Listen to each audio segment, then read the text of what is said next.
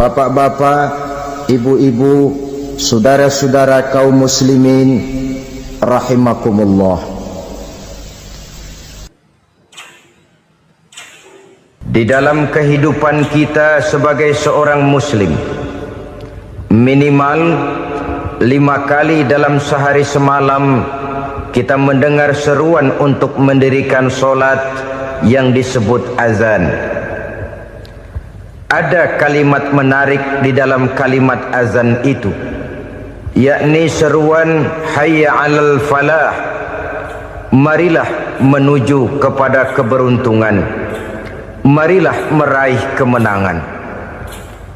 Seruan ini adalah kecenderungan dari setiap manusia, apapun warna kulitnya. Artinya, setiap orang dalam hidup selalu ingin meraih dan mencari kemenangan. Kemenangan akan melahirkan kepuasan batin, dan kepuasan batin memberikan kebahagiaan. Sedangkan kekalahan melahirkan penderitaan batin, dan penderitaan batin menjerumuskan seseorang di dalam berbagai bentuk kerugian. Jikalau inilah seruan azan, maka masalahnya ialah apa yang menyebabkan kita meraih kemenangan. Al-Quranul Karim memberikan tuntunan dan ajaran kepada kita bahwa orang-orang yang memperoleh kemenangan itu tidak lain adalah orang-orang yang bertakwa. Hanyalah mereka yang bertakwa kepada Allah Subhanahu wa ta'ala pada akhirnya akan tampil sebagai pemenang. Lalu siapa orang yang bertakwa itu? Dijelaskan dalam awal-awal Al-Baqarah, orang yang bertakwa yang akan meraih kemenangan. Pertama, allazina yu'minuna bil ghaib, yaitu orang-orang yang beriman kepada yang gaib, percaya bahwa ada alam yang gaib, alam yang abstrak, alam yang tidak bisa dijangkau oleh salah satu daripada panca indera kita. Mereka percaya dan beriman kepada adanya malaikat, beriman kepada adanya iblis dan jin, beriman kepada adanya alam kubur, beriman kepada adanya alam mahsyar, beriman kepada adanya alam akhirat, beriman kepada adanya surga dan neraka.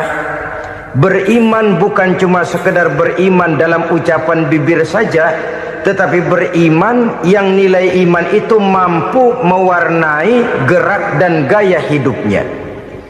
Iman yang meresap sampai ke tulang sumsum, kemudian memberikan dampak positif di dalam kehidupan manusia. Alam, kita tahu, adalah sesuatu yang selain Allah, dan Allah bukanlah alam. Apapun namanya selain daripada Allah, itu adalah alam. Alam pada hakikatnya terbagi menjadi dua. Ada alam syahadah, alam nyata, alam konkret, alam yang bisa dijangkau oleh salah satu indera kita. Kemudian ada alam ghaib, alam yang tidak bisa dijangkau oleh panca indera kita, alam metafisika, alam abstrak, alam yang wajib kita imani keberadaannya. Kita percaya bahwa malaikat itu ada, kita percaya kepada jin, bahwa jin itu ada, kita percaya kepada adanya iblis dan setan. Bukan percaya kepada iblis dan setannya, percaya bahwa iblis dan setan itu ada. Itu termasuk salah satu daripada sifat orang yang bertakwa kepada Allah. Saudara-saudara kaum muslimin rahimakumullah, kecenderungan pembangunan yang lebih bersifat materialistis biasanya menggeser aspek kehidupan rohani. Orang berpikir empiri, dan dalam pola pikir yang demikian maka alam gaib tidak lagi mendapat perhatian. Aspek kehidupan yang bersifat rohaniah malah mulai ditinggalkan. Akibatnya terjadilah kepincangan di dalam kehidupan kita. Pernah ada satu pengalaman pribadi dalam perjalanan kembali ke tanah air. Dalam pesawat di sebelah kanan saya duduklah seorang Jerman namanya Heiner Simonsen. Iseng saya ajak kenalan, saya ajak ngobrol, saya tanya dia. Saya bilang, Mas Heiner ini, kalau pesawat yang kita tumpangi ini jatuh ke bawah, kira-kira apa yang bakal terjadi, Mas? Dia bilang, kita semua akan mati. Begitu? Iya. Oke. Apa itu mati? Tanya saya. Dia bilang, untuk tahu apa itu mati, kita harus tahu lebih dahulu apa itu hidup. Saya pikir nih bule bisa ngomong juga. Baiklah kata saya. Apa hidup menurut Anda itu? Oh, hidup itu dia bilang, kalau seluruh anggota badan kita bekerja secara normal, paru-paru memompa darah secara normal, jantung berdetak secara normal, sel-sel tubuh bekerja secara fit, dan organisme tubuh hanya mau bekerja secara normal, dia bilang, kalau kita memberi makan yang cukup, menu yang teratur, dan gizi yang lengkap.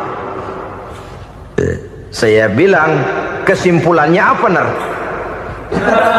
Dia jawab, hidup adalah dari tangan ke mulut. Life is from the hand to the mouth, kata dia. Hidup adalah dari tangan ke mulut. Jadi masalah hidup tidak lebih daripada masalah isi perut. Orang pergi pagi, pulang sore, peras keringat, banting tulang, perut yang dibelain. Saya bilang, you are wrong. Sampean salah, Ner. Kamu orang Islam bukan? Bukan. Pantas.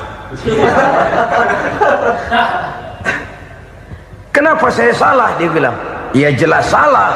Salahnya di mana? Kamu ini manusia. Kalau hidup cuma dari tangan ke mulut, saya bilang, kambing di kampung saya juga begitu pikirannya, Ner.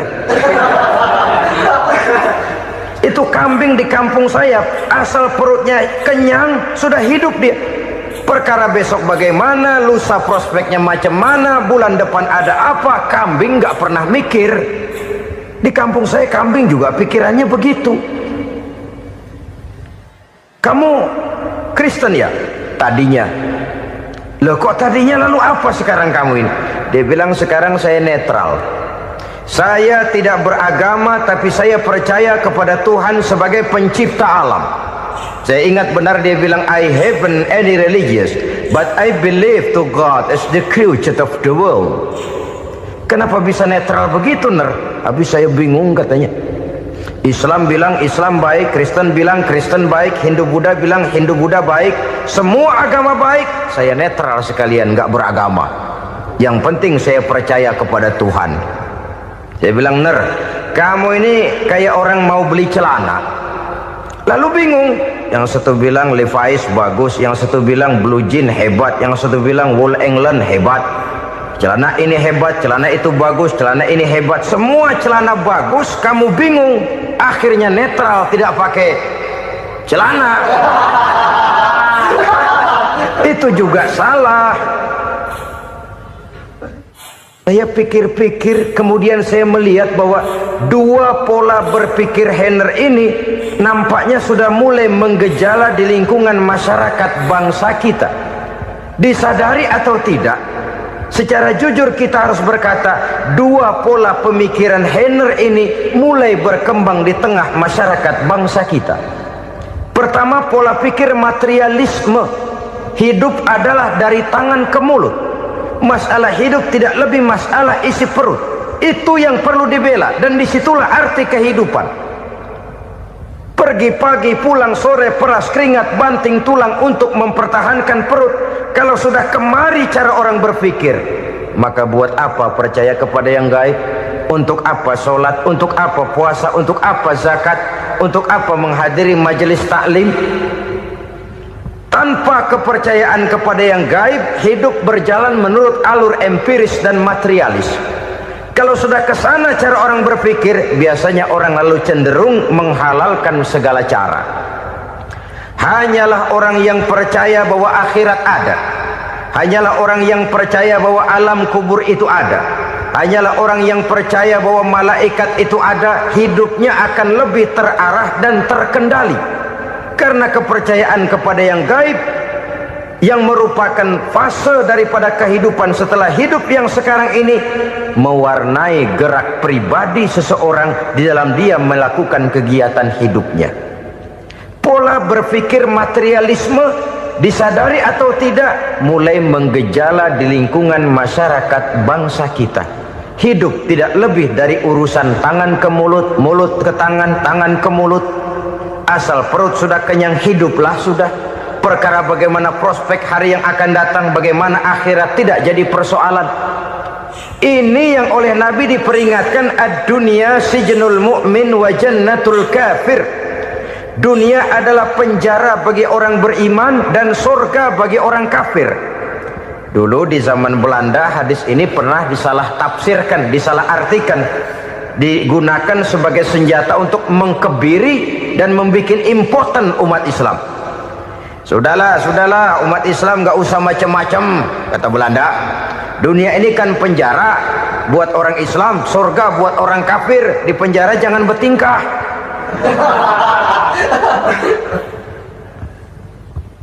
Pengertiannya tidak begitu. Dunia adalah penjara bagi orang mukmin. Artinya dalam kehidupan dunia seorang mukmin tidak bebas memperturutkan hawa nafsunya. Di penjara hawa nafsunya. Sebaliknya surga bagi orang-orang kafir. Buat orang kafir surgalah dunia ini. Mereka bebas memperturutkan hawa nafsunya. Dilarang tidak terlarang, dicegah pun tidak tercegah. Mereka hidup menurut alur bisikan nafsu mereka sendiri. Kemudian bila ajal datang, maut merenggut nyawa, selesailah surganya sampai di situ. Maka bagi orang-orang yang tidak percaya kepada adanya akhirat, kepada adanya alam gaib, surganya sebatas umurnya. Sekali lagi, surganya sebatas umurnya. Bila umur selesai, ajal pun datang merenggut nyawa, selesailah sudah surganya sampai di situ. Alangkah pendeknya perjalanan orang-orang yang tidak percaya kepada alam gaib ini. Bagi kita mukmin, jikalau kita mampu memenjarakan hawa nafsu, kita bisa bahagia di dunia ini. Dan Islam memang tidak menyuruh kita sengsara di dunia. Raih dunia, kejar dunia, gapai dunia sebagai alat untuk mencapai kebahagiaan di akhirat nanti. Hidup adalah satu perjalanan panjang yang terbentang sejak kita terlahir dari alam rahim sampai kepada alam akhirat nanti. Andai kata kita gagal meraih kebahagiaan di dunia, toh kita masih punya akhirat. Tapi jangan jadi dalil yang melemahkan semangat. Biarin dah kita di dunia kebelangsak, yang penting akhirat. Akhirnya dunia benar-benar kebelangsak. Bagaimana dunia ini bisa kita raih, dan bagaimana meraih dunia untuk menunjang kepentingan akhirat nanti. Yang kedua, dari pikiran Heiner yang saya lihat menggejala di lingkungan masyarakat bangsa kita, timbulnya manusia-manusia netral. Seolah-olah Tuhan yes, agama no. Sama Tuhan percaya, agama ogah. Tuhan ngangguk, giliran agama godeng. Padahal hampir dalam setiap ayat dalam Quran, kata-kata amanu biasanya bergandeng dengan wa amilus sholihat. Iman dan amal soleh. Ini sebagai isyarat Tuhan dan agama jangan pernah dipisah-pisah. Apabila kita bertuhan, maka kita harus beragama. Apabila kita beragama, maka agama itu harus bersumberkan dari Tuhan yang kita imani itu. Tidak mungkin kita pisah, Tuhan yes, agama no. Sama Tuhan percaya tapi agama bikin sendiri. Sembayangnya cukup bengong 2 jam madep ngulon.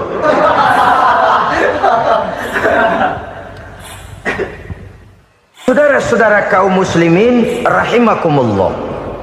Jadi dengan demikian, agama yang kita akui merupakan unsur mutlak di dalam pembangunan sekarang ini, merupakan bagian dari kehidupan yang menuntun kita bahwa di balik alam nyata ini, di balik alam syahadah ini ada alam gaib.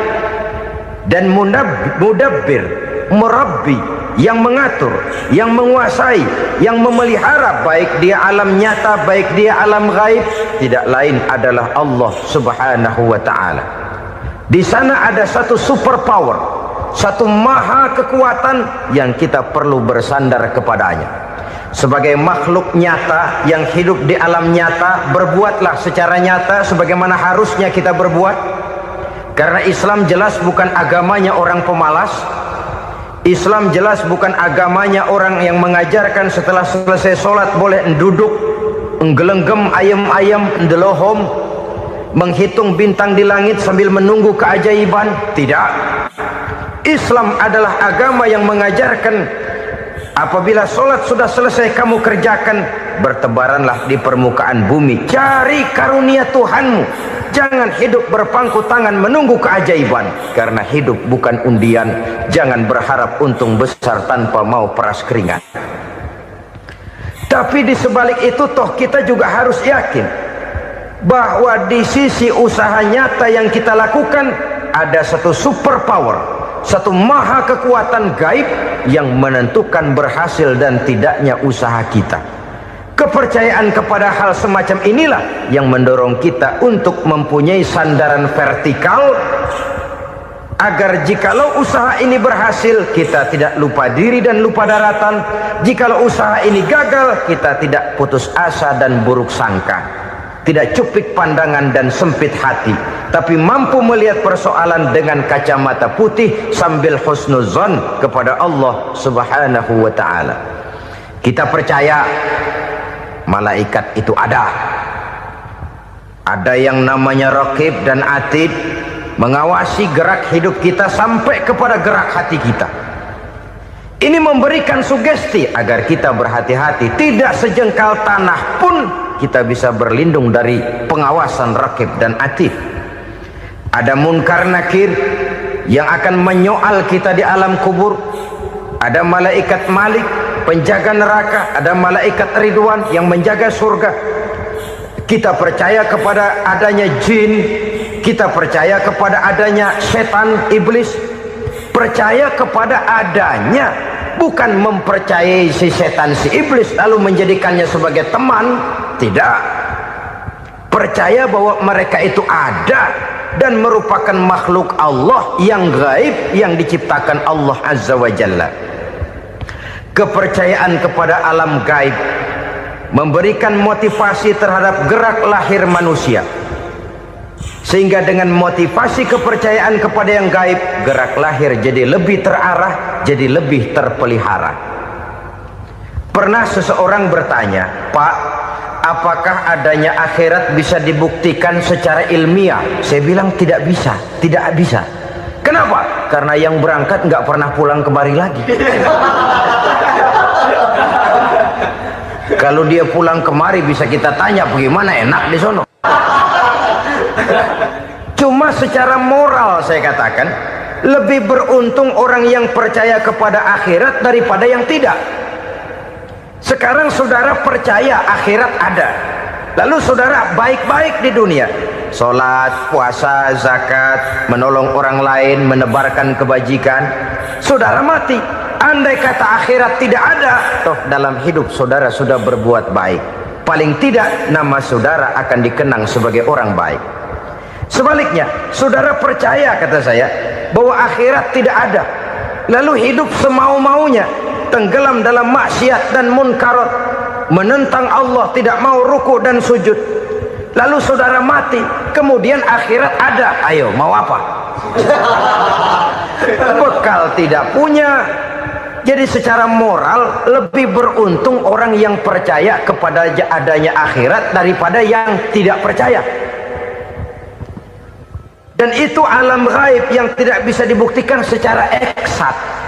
Jangankan untuk membuktikan seperti itu, dalam kehidupan sehari-hari saja yang kita rasakan tidak selalu berbentuk toh. Angin, bagaimana sih bentuknya angin? Kita tidak tahu. Merah, buktinya kalau dikerok merah. Yang merah itu kulit, yang kulit kita bukan anginnya. Sakit, rasa sakit itu ada, tapi bagaimana bentuk sakit kita nggak pernah tahu. Kalau kita makan cabai pedas, bagaimana bentuk pedas itu tidak ada, tapi rasa ada. Bentuk pedas hijau, cabenya bukan pedasnya. Tidak semua yang kita rasakan bisa kita gambarkan dalam bentuk yang konkret. Oleh karena itu, sekali lagi bahwa kepercayaan kepada alam yang gaib mampu memberikan satu sugesti yang menata kehidupan seseorang lebih lurus, lebih terarah, dan lebih terkendali. Maka wajar kalau kepercayaan kepada yang gaib mengantarkan seseorang untuk meraih kemenangan. Kenapa? Dia percaya kepada yang gaib, bahwa akhirat ada, bahwa alam kubur ada, bahwa pertanggungan jawab itu ada. Maka dia lalu tidak hidup saenae udele dewe, itu loh. Tidak hidup menurut seleranya sendiri, terarah, teratur. Ini cirinya yang pertama. Orang bertakwa yang akan meraih kemenangan, mereka beriman, mereka percaya kepada yang gaib. Bahkan hal-hal konkret saja selalu berangkat dari yang gaib. Saudara-saudara, para remaja, para pemuda sekarang ini tidak pernah tahu toh siapa yang akan jadi teman hidup saudara. Kita bisa saja ngerancang, mentargetkan, tapi toh akhirnya yang namanya jodoh bukan kekuasaan kita. Rezeki di luar kemampuan kita. Begitu juga ajal, maut, jodoh, ajal adalah contoh-contoh konkret bahwa pada akhirnya yang gaiblah yang menentukan. Bertahun-tahun ngelancong, emang jodoh seret, nggak jadi.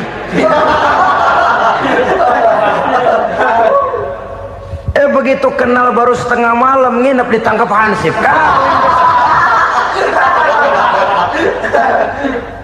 Hal-hal semacam itu kadang-kadang kita berpikir suuzon, gilet, perempuannya cakep banget, lakinya rebek amat.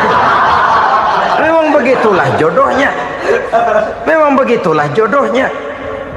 Saudara hadirin ma'asyiral muslimin yang saya hormati, jadi hal-hal yang konkret saja kita yakini sepenuhnya ditentukan oleh satu superpower yang gaib itu tadi.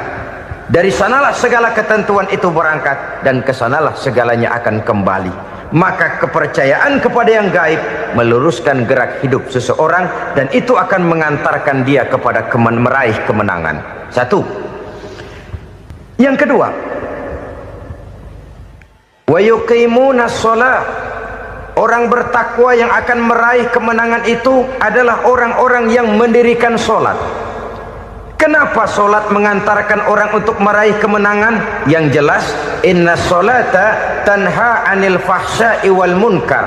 Sholat mampu mencegah manusia dari perbuatan keji dan munkar.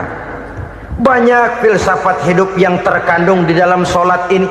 Sejak kita wudhu sampai kita menghadap ke arah kiblat, sampai kita melakukan gerak-gerak sholat, bacaan-bacaan yang ada di dalam sholat, lalu sampai kepada mengucapkan salam. Banyak filsafat hidup yang terkandung di dalam sholat. Umpamanya saja, setelah takbiratul ihram mulai kita dengan sholat dalam posisi berdiri, diajarkan dalam kitab-kitab fikih agar kita melihat ke arah tempat sujud. Ini kan filsafat kehidupan. Kalau kamu sholat dalam posisi berdiri, lihat tempat sujud. Jangan sholat mata jelalatan, sebab nanti bisa mengurangi kekhusyuan. Jadi wajar kalau yang dikatakan bahwa yang paling afdol adalah shaf yang di depan. Kenapa? Secara harfiah pengertiannya akan lebih mengundang kekhusyuan. Kenapa? Kalau kita di shaf paling depan di masjid umpamanya paling banter kita lihat tembok. Tapi kalau kita shaf di tengah atau di belakang, orang-orang di depan kita pun akan kelihatan. Yang bajunya loreng, yang bajunya genggang, yang bajunya macam-macam. Kita lihat, kadang-kadang kita pikirin, ada yang bajunya bolong. Kita sholat tapi dalam hati, nih orang bajunya robek yang nggak tahu apa. Ada saja hal-hal yang mengusik kekhusyuan kita. Oleh sebab itu diajarkan dalam posisi berdiri, lihat, arahkan pandangan matamu kepada tempat sujud. Ini kan filsafat kehidupan. Maksudnya apa? Kalau lagi diri lihat dong tempat sujud. Kalau udah di atas ingat dong sama yang bawah. Kalau sudah tinggi ingat dong dari mana kamu berangkat. Kalau sudah berkuasa bantu dong yang lemah. Kalau sudah kaya santuni dong yang miskin. Kalau sudah alim bimbing dong yang awam. Ini filsafat kehidupan. Dalam posisi berdiri kau lihat tempat sujud. Ini akan melahirkan kepekaan sosial di mana seseorang mau tahu kepada orang lainnya. Bagaimanapun kaya kita, tinggi pangkat dan jabatan kita, jikalau hidup hanya untuk kepentingan perut sendiri saja, rasanya belum membawa manfaat di dalam kehidupan kita. Tapi efek yang tertinggi sesungguhnya, solat mencegah manusia dari perbuatan keji dan munkar. Perbuatan keji dan munkar walaupun kelihatannya mendatangkan uang, membawa keuntungan, tapi itu keuntungan semu, keuntungan sementara. Dengan menipu orang lain kita bisa dapat untung, tapi tidak membawa berkah. Dan itu adalah kerugian besar dalam kehidupan kita. Maka untuk meraih kemenangan harus dimulai dengan membentuk kepribadian yang tegar, memiliki sandaran vertikal yang langsung kepada Allah Subhanahu wa ta'ala. Dan itu hanya bisa kita tempuh melalui jalur ibadah formal yang sudah ditentukan Allah, yakni solat yang 5 waktu. Untuk memperkuat itu ada solat-solat sunnah, rawatib, nawafil sebagai terminal kontrol cadangan untuk memelihara stabilitas temperatur batin di dalam kita berhubungan dengan zat yang maha gaib, yaitu Allah Subhanahu wa ta'ala. Orang sering bertanya, Pak, itu tetangga saya nggak sholat, duitnya nggak habis-habis, Pak. Nggak sholat tapi mobilnya tambah terus. Nggak sholat tapi usahanya makin maju. Tapi di sisi lain ada orang yang rajin sholat, rezekinya butak bener. Anaknya mana kurus, mana korengan. Saudara hadirin ma'asyiral muslimin rahimakumullah. Harus saya katakan bahwa solat memang bukan untuk cari duit. Solat adalah sandaran vertikal kita kepada Allah. Sedangkan soal rezeki itu berkaitan dengan sifat Allah maha pengasih dan maha penyayang. Allah maha pengasih, siapapun dikasih kalau mau usaha. Allah maha penyayang, tidak semua orang disayang oleh Allah Azza wa Jalla.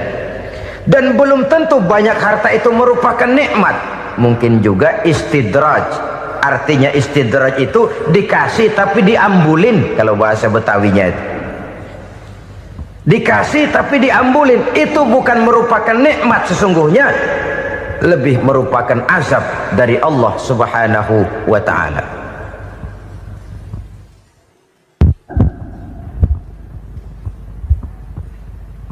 Agama mempunyai sistem solat, dan kita umat Islam telah dituntun oleh Allah Subhanahu wa ta'ala yang wajibnya 5 kali dalam sehari semalam mendirikan solat.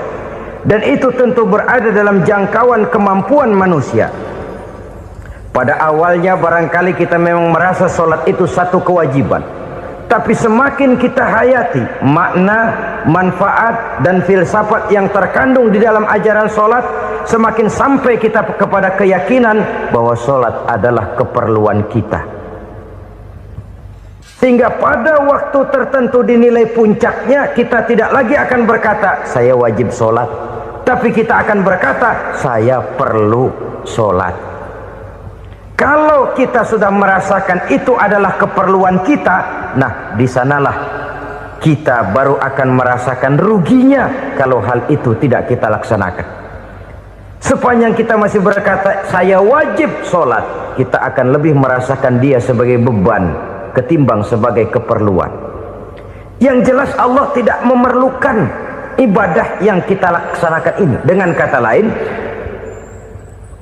andai kata satu dunia penuh ini orang tidak ada yang sholat satu pun, Allah tidak akan turun dari jabatan Tuhan.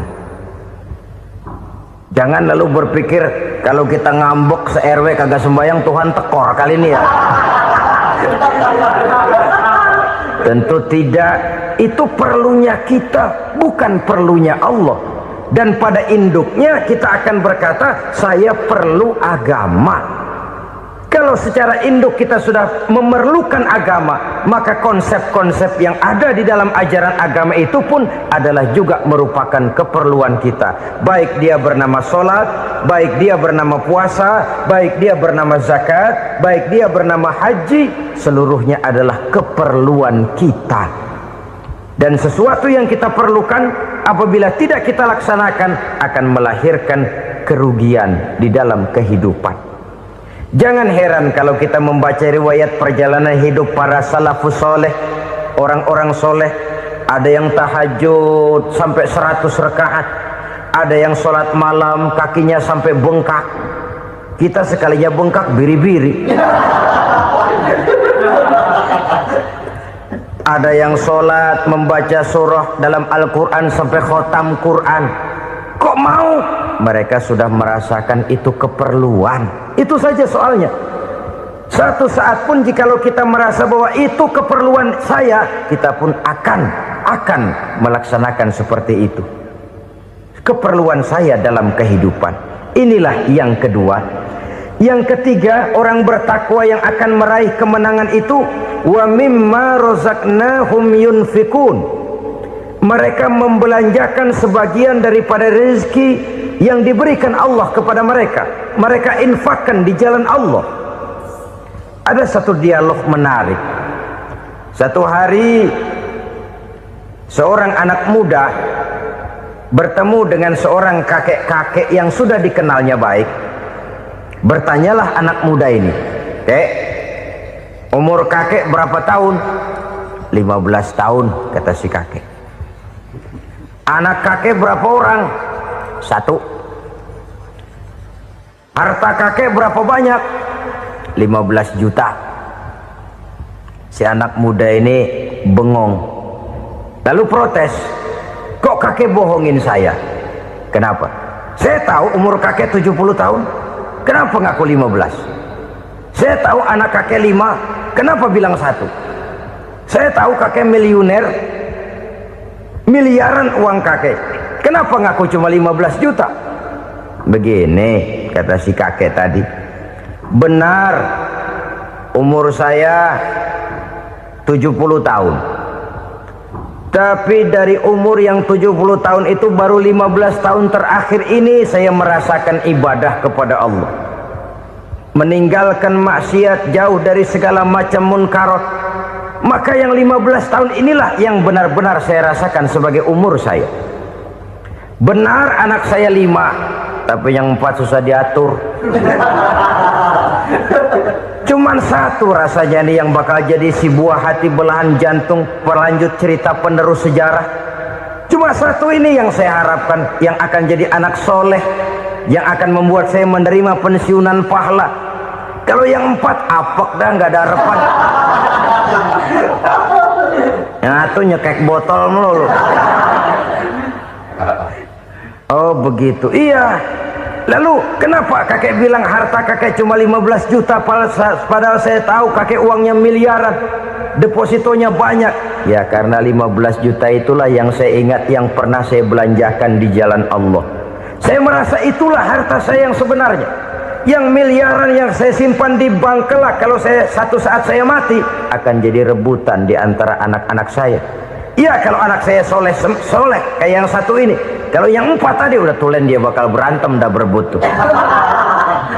Jadi 15 juta yang saya belanjakan di jalan Allah inilah yang saya merasakan benar-benar harta saya yang sesungguhnya. Dialog ini patut menjadi bahan renungan kita bersama. Diberikan kita umur 40, 50, 60, 70, 80. Berapa tahun dari umur yang diberikan itu yang jalan mulus, yang kita gunakan untuk melaksanakan ibadah? Banyak harta kita simpan di bank, di lemari, di dompet, di tas. Tapi berapa yang sudah kita depositokan di jalan Allah yang akan menemani kita di hari kita kembali nanti? Maka orang bertakwa yang akan meraih kemenangan, wa mimma razaqnahum yunfikun. Mereka membelanjakan sebagian dari rezeki yang diberikan Allah di jalan Allah subhanahu wa ta'ala. Ma'asyiral muslimin rahimakumullah, zahirnya memang kita memberikan kepada orang lain, tapi hakikatnya kita menyimpan untuk diri kita sendiri. Kita memberikan kepada yatim piatu 25.000, zahirnya kita memberikan si yatim, hakikatnya kan kita cuma nyimpan.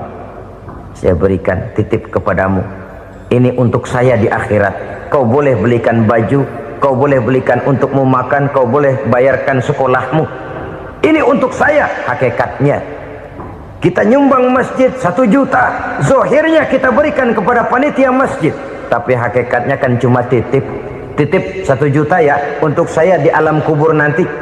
Silahkan kau boleh belikan semen, ini uang, belikan besi, belikan pasir, saya cuma sekedar titip untuk kepentingan saya. Hakikatnya kita cuma sekedar menitip. Sebagaimanapun pada hakikatnya, apapun yang kita miliki dalam kehidupan kan cuma sekedar hak guna pakai, bukan hak milik mutlak. Harta kita, rumah kita, kendaraan kita, kebun kita, pabrik kita, hak guna pakai saja. Hak milik mutlak cuma untuk Allah subhanahu wa ta'ala. Saudara-saudara kaum muslimin rahimakumullah, ini yang ketiga. Kemudian yang keempat, orang-orang bertakwa yang akan meraih kemenangan, allazina yu'minuna bima unzila ilaika, mereka yang beriman, mereka yang percaya kepada apa yang telah diturunkan kepadamu Muhammad, ay Al-Quran, yakni Al-Quranul Karim. Setelah percaya kepada yang gaib, mendirikan solat, kemudian menginfakkan sebagian dari rezeki yang diberikan Allah, mereka juga lalu percaya kepada yang diturunkan terhadap Nabi, yaitu tidak lain Al-Quranul Karim. Sekali lagi di sini, percaya bukan hanya sekedar percaya saja, tetapi percaya lalu menjadikan Al-Quran itu sebagai pedoman hidup. Sebab memang Al-Quran itu adalah GBHM, garis-garis besar haluan muslim. Apa yang harus kita lakukan, apa yang harus tidak kita lakukan, bagaimana mestinya kita bertingkah laku dan berbuat, seluruhnya tercantum di dalam Al-Quranul Karim. Itu sebabnya ketika satu hari Aisyah ditanya bagaimana akhlak Rasul, beliau menjawab, kana Rasulullah sallallahu alaihi wasallam khuluquhul Quran. Akhlak daripada Rasulullah tidak lain adalah Al-Quran. Jawaban simpel ini memberikan gambaran bahwa keseluruhan daripada konsepsi Quran sudah diterjemahkan dalam kehidupan Rasulullah sallallahu alaihi wasallam. Karena kita tahu akhlak adalah keseluruhan dari gerak hidup manusia, sejak ia berpribadi, berumah tangga, bertetangga, bermasyarakat, sampai kepada berbangsa dan bernegara. Al-Quran tetap memberikan sentuhan nilainya. Oleh karenanya, orang-orang yang bertakwa adalah orang-orang yang menjadikan Al-Quran sebagai pedoman dalam kehidupannya. Dan kita yakini Al-Quran diturunkan kepada Nabi Muhammad bukan merupakan produk Nabi Muhammad. Isi dan redaksinya langsung dari Allah subhanahu wa ta'ala. Kemudian cirinya yang kelima, orang bertakwa yang akan meraih kemenangan itu, wa ma unzila min qablika, tidak hanya sekedar percaya kepada yang diturunkan terhadap Nabi Muhammad yaitu Al-Quran, mereka juga percaya kepada apa yang pernah diturunkan kepada para nabi, kepada para rasul sebelum Nabi Muhammad. Percaya kepada adanya suhuf, percaya kepada adanya Taurat, percaya kepada adanya Injil, percaya bahwa Allah dahulunya sudah menurunkan Taurat kepada Musa, percaya bahwa Allah sudah menurunkan Injil kepada Isa, percaya Injil ada, Taurat ada, diturunkan Allah untuk Isa dan Musa, tetapi tidak wajib mengamalkannya karena kita sudah diberikan Al-Quranul Karim. Ini yang perlu saya garis bawahi. Kita percaya Allah telah menurunkan Injil dahulu kepada Isa. Kita percaya bahwa Allah telah menurunkan Taurat dahulunya kepada Nabi Musa. Kadang-kadang ini dijadikan dalih, dikacaukan pengertiannya. Quran saja mengajarkan bahwa orang yang bertakwa harus percaya kepada Injil, maka pakailah Injil. Apalagi kalau ayat sebelumnya ditilap, dihapus, dihilangkan, Injilnya yang ditekankan, maka akan terjadilah penekanan yang salah arah. Karena salah arah akhirnya bisa merusak dan menghancurkan akidah. Ketika Rasul suatu saat pernah ditanya orang, "Ya Rasul, bagaimana sikap kita sebagai muslim terhadap Injil yang ada sekarang?" Beliau menjawab, "La tukadzibuhu jami'an wa la tusaddiquhu jami'an." Jangan didustakan seluruhnya, jangan juga dibenarkan semuanya. Artinya, ini sudah merupakan gambaran dari Rasul bahwa dalam Injil yang ada sekarang masih ada ajaran-ajaran tauhid yang dibawa oleh Nabi Isa dan diajarkan kepada umatnya. Tapi juga dalam Injil yang sekarang ini sudah terkena intervensi dan investasi manusiawi. Karena itu Rasul menyimpulkan, la tukadzibuhu jami'an wa la tusaddiquhu jami'an. Jangan didustakan semua, jangan dibenarkan seluruhnya. Kita memang percaya Allah telah menurunkan Injil kepada Nabi Isa dulu, tapi kita tidak wajib mengamalkan Injil. Kita percaya Allah telah menurunkan Taurat kepada Nabi Musa, tapi kita tidak wajib mengamalkan kitab ajaran Taurat. Yang wajib kita percayai dan kita amalkan hanyalah Al-Quranul Karim. Kenapa? Oleh karena baik yang ada di dalam Taurat, baik yang ada di dalam Injil, tentu tercakup di dalam Al-Quran sebagai kitab terakhir yang diturunkan oleh Allah Subhanahu wa Ta'ala. Dan itu wajar. Kalau seorang pejabat mau mengeluarkan satu keputusan baru, tentu dia harus meninjau keputusan-keputusan lama. Andai kata dianggap tidak berlaku, dianggap tidak relevan lagi, maka keputusan-keputusan lama itu tentu sudah dianggap tidak berlaku. Sebagian daripada aturan-aturan dalam keputusan lama yang masih dianggap relevan tercantum dalam keputusan baru yang wajib diamalkan. Begitulah hubungannya antara Al-Quran, Taurat, Zabur, dan Injil. 4 kitab samawi yang diturunkan Allah masing-masing kepada Zabur untuk Nabi Daud, Taurat untuk Nabi Musa, dan Injil untuk Nabi Isa alaihi wassalatu wassalam. Ketiga-tiga kitab itu kita percayai adanya. Kita yakini Allah telah menurunkan Zabur, Taurat, dan Injil. Tapi kita tidak wajib mengamalkannya. Yang wajib kita mengamalkannya sekarang ini tidak lain hanyalah Al-Quranul Karim saja. Karena ia mencakup apa yang ada di dalam Zabur, apa yang ada di dalam Taurat, dan apa yang ada di dalam Injil. Keotentikannya bisa dipertanggungjawabkan. Ya, tapi kan Nabi Muhammad sudah mati 14 abad yang lalu, dan di zaman beliau Al-Quran kan belum dikodifikasikan, belum ditulis. Bagaimana keotentikannya bisa dipertanggungjawabkan? Mudah saja.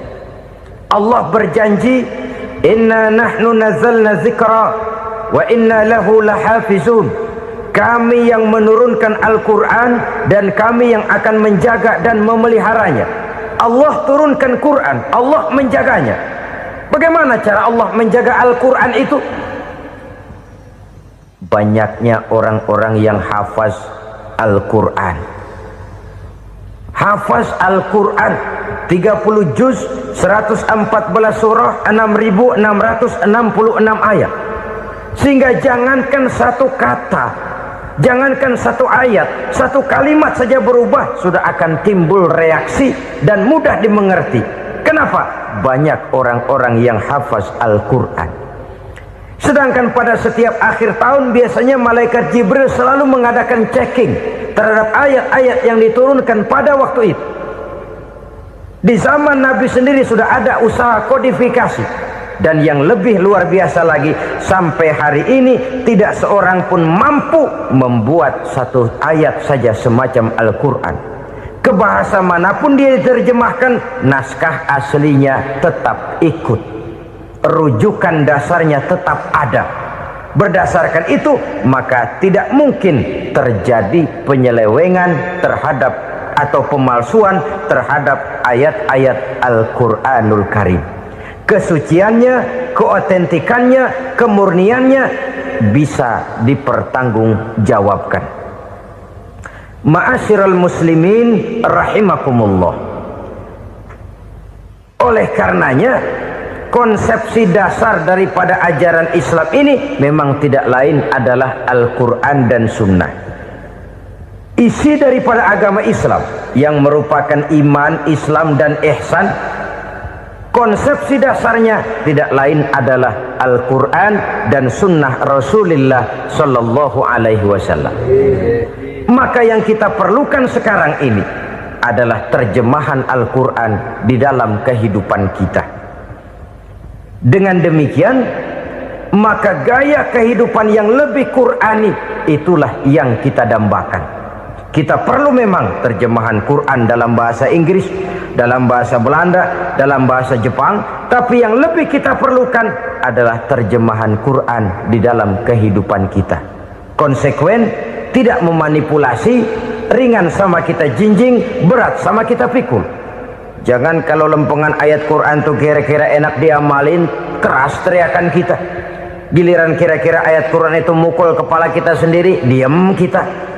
Itu ciri yang pernah disindir Allah dalam awal-awal Baqarah juga itu. Ciri beragamanya orang yang munafik. Kullama adha'a lahum masyawfih, kata Allah. Wa iza azlama alaihim qamu. Apabila terang mereka jalan, apabila gelap mereka berhenti. Artinya, kalau kira-kira di Islam nguntungin, rame-rame pada teriak Islam.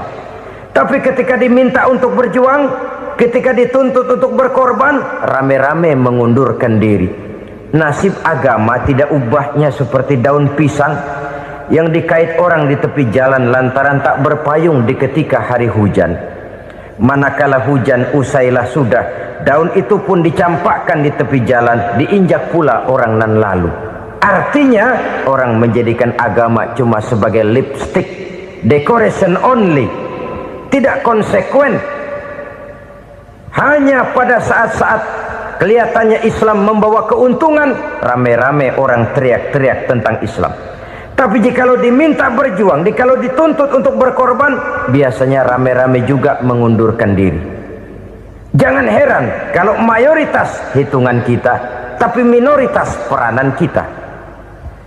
Kuantitas kita dalam jumlah, tapi dalam kualitas kita lebih sering jadi penonton daripada jadi pemain. Padahal itu sangat tidak boleh terjadi. Umat Islam di Indonesia harus bangkit. Umat Islam di Indonesia harus sadar akan keberadaannya. Tidak boleh hanya jadi penonton berpangku tangan, karena memang agama kita juga mengajarkan untuk konsekuen di dalam menjabarkan ajaran-ajaran daripada agama kita. Kita sering menjadi jatuh menjadi umat yang lemah oleh karena kita ini tidak pandai menggalang kebersamaan yang diakibatkan tidak konsekuennya kita.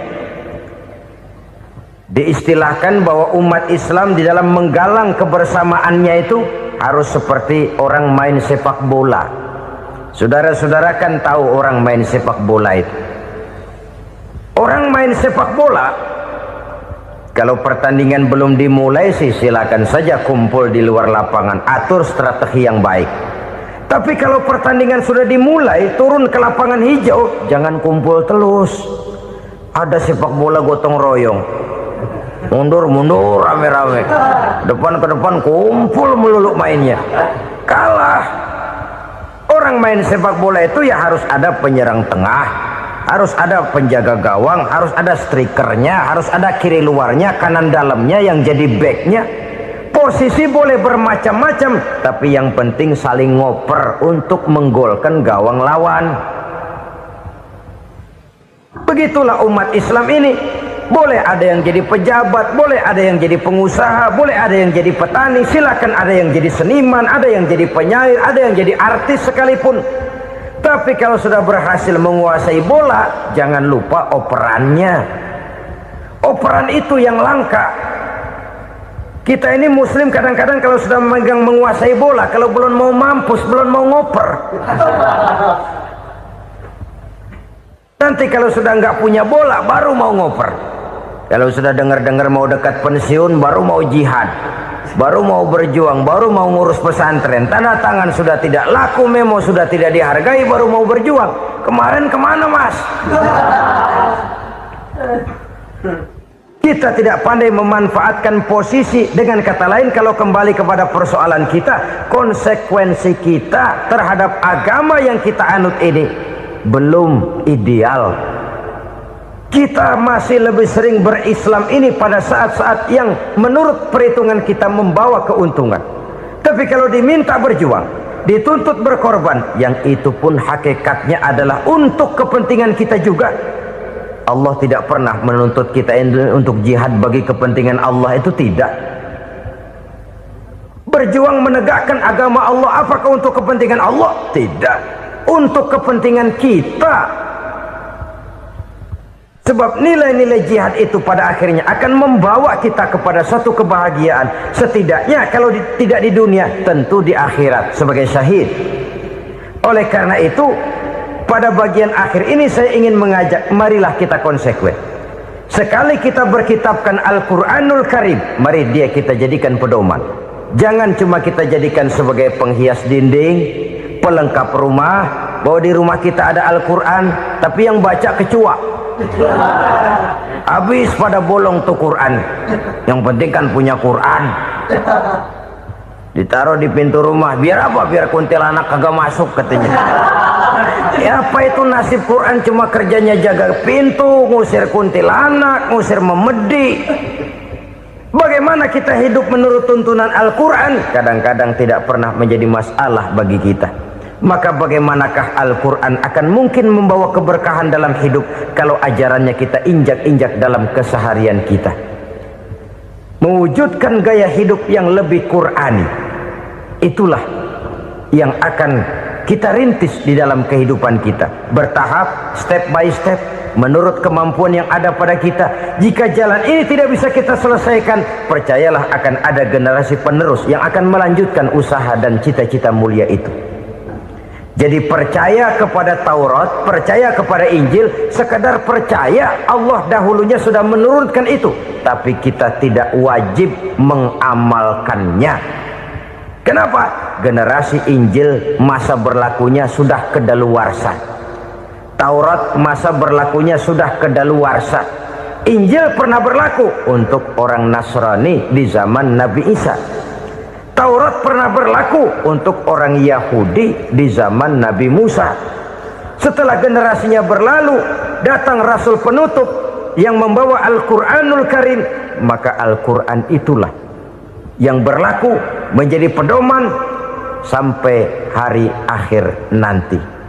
Jangan jauh dari Al-Quran, karena apabila ini kita lakukan, maka kita akan kembali kepada satu gaya hidup yang jauh dari tuntunan agama, dan itu artinya kita akan semakin jauh untuk meraih kemenangan. Saudara-saudara kaum muslimin rahimakumullah, yang keenam, yang terakhir, orang-orang bertakwa yang akan meraih kemenangan itu wabil akhirati hum yuqinun. Mereka percaya, mereka yakin seyakin-yakinnya akan adanya hari akhir, di mana seseorang akan mempertanggungjawabkan seluruh perbuatannya di dalam hidup ini, dan tidak ada satu perbuatan yang bagaimana kecilnya sekalipun yang tersembunyi dalam pandangan manusia yang tidak akan dibukakan persoalannya di mahkamah Qadi Rabbul Jalil di akhirat nanti. Itulah sebabnya maka percaya kepada akhirat disebut secara khusus. Padahal di awal tadi sudah dijelaskan yu'minuna bil ghaib, percaya kepada alam gaib, dan alam gaib ini termasuk akhirat. Kenapa pada bagian akhir disebut lagi akhirat?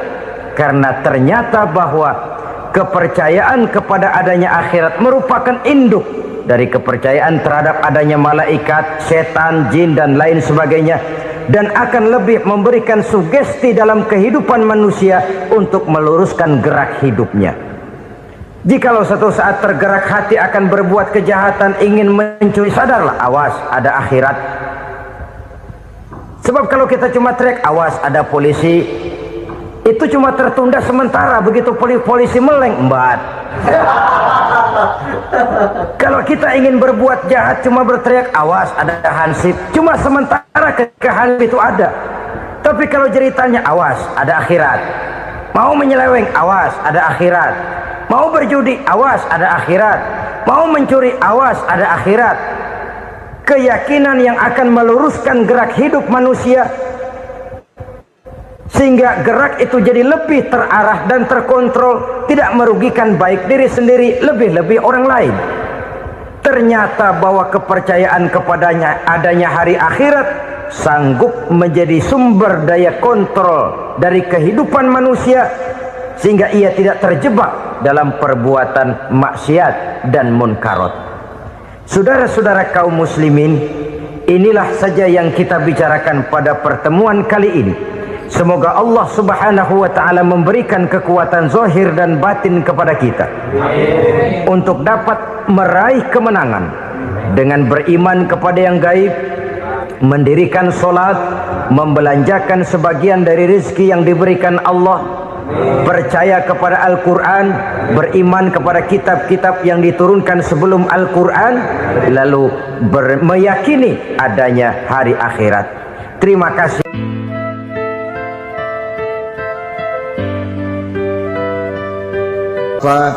Ibu-ibu, saudara-saudara kaum muslimin rahimakumullah,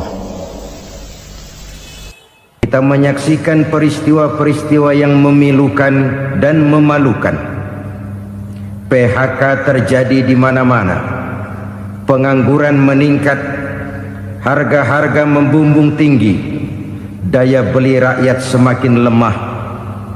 Sementara di bidang politik, kejadian-kejadian memberikan indikasi bahwa persatuan dan kesatuan kita sebagai bangsa dewasa ini tengah berada dalam ujian yang berat.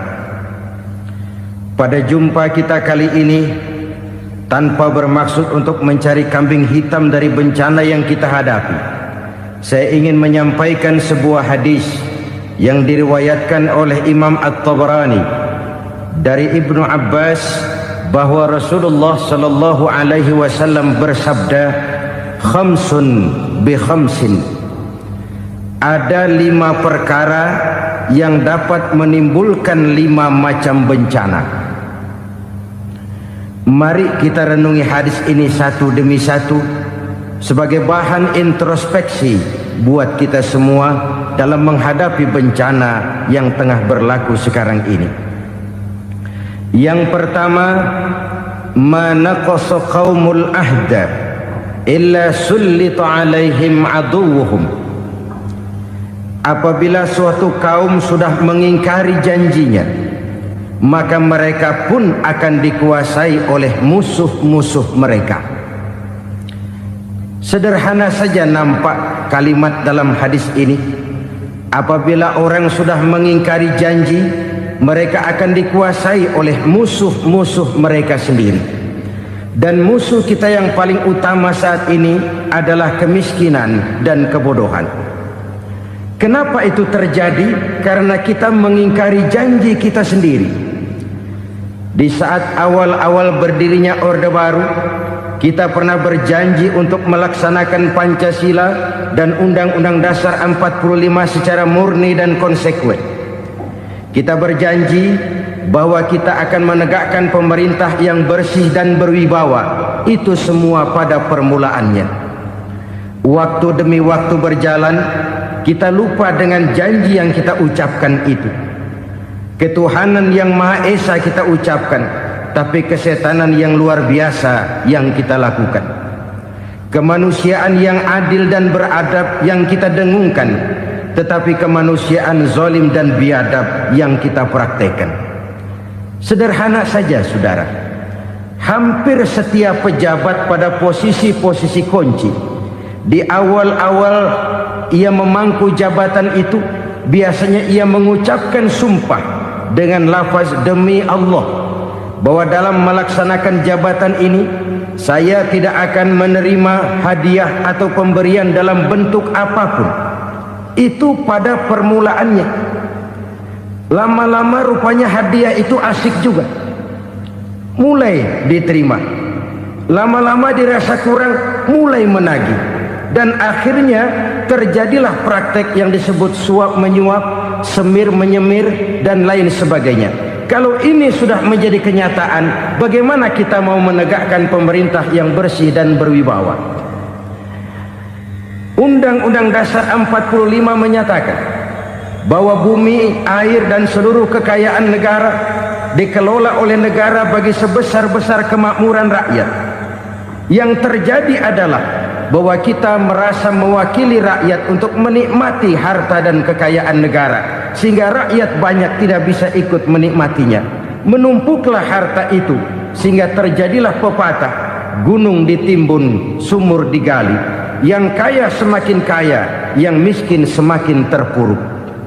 Kita ingkar dengan janji yang kita ucapkan di awal-awal kita bergerak. Kita ingkar dengan janji pada saat kita mengatakannya dengan menyebut nama Allah, dengan mempertaruhkan nama Tuhan. Sehingga pada akhirnya jabatan pun mengalami tender. Sudah menjadi rahasia umum, orang mau jadi lurah mesti mengeluarkan uang, mau jadi camat mesti mengeluarkan uang, mau jadi wali kota, bupati, bahkan gubernur, itu ada pasarannya. Secara logika, kalau orang memperoleh satu jabatan karena banyak mengeluarkan uang, tentu pada saat ia mengeluarkan uang, ia sudah punya pemikiran, modal pasti pulang, modal pasti kembali. Kalau orang memperoleh suatu jabatan karena banyak mengeluarkan uang, maka langkah pertama yang dia lakukan setelah memangku jabatan itu ialah bagaimana uang bisa kembali, bagaimana modal bisa pulang. Kalau modal sudah pulang, pikiran berikutnya bagaimana supaya dapat untung. Lalu kapan mau bekerja untuk kepentingan rakyat? Itu nomor 18. Kemudian kalau ada proyek-proyek besar, pertanyaannya ialah bukan apakah proyek ini bermanfaat bagi rakyat, apakah proyek ini layak untuk diteruskan, tetapi yang jadi pertanyaan paling utama ialah bagian saya berapa duit dari proyek ini. Kita bisa lihat proyek, mega proyek lahan 1 juta hektar di Kalimantan Tengah, triliunan rupiah, dan proyek itu gagal. SD Impres bulan ini diresmikan, bulan depan retak. Jembatan-jembatan bulan ini gunting pita, bulan depan runtuh. Kita ingkar dengan janji. Kita berkata kita bekerja untuk kepentingan rakyat, tapi kita tidak pernah mengenal rakyat itu. Apabila suatu kaum sudah mulai mengingkari janji, maka mereka akan dikuasai oleh musuh-musuh mereka. Akibatnya tersusunlah barisan-barisan sakit hati yang makin lama makin menjadi bola salju, menggelinding membesar, dan kemudian terjadilah hal-hal yang tidak kita inginkan lagi.